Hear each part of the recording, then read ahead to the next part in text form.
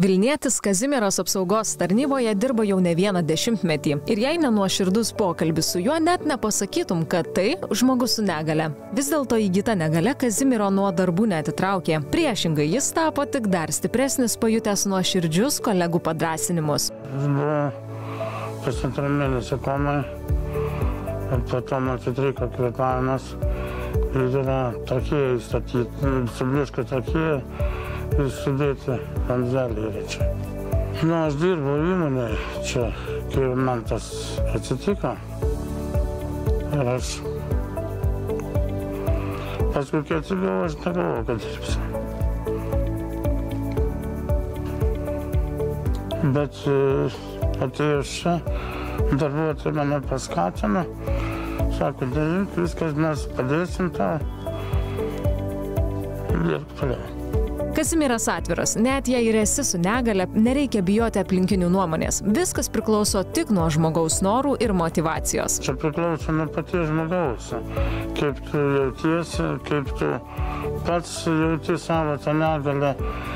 Ir jeigu tu įsivaizduoji, kad tu gali dirbti, nemanau, kad taip jau labai ir sunku tikruotis. Patarčiau visiems žmonėms drąsiai eiti, darbintis, šnekėti su žmonėms, su vadovais.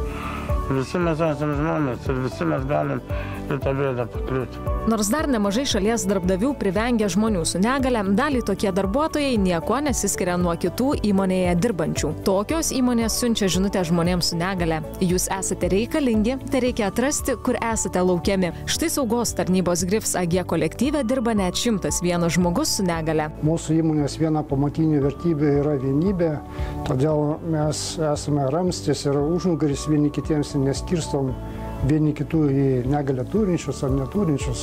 Darbuotojus negalę turinčius mes darbiname pakankamai seniai. Ir jeigu turime galimybę pasiūlyti tinkamą darbo vietą, užduotis, kurios gali atlikti negalę turinčius darbuotojus, mes tikrai tą pasiūlome.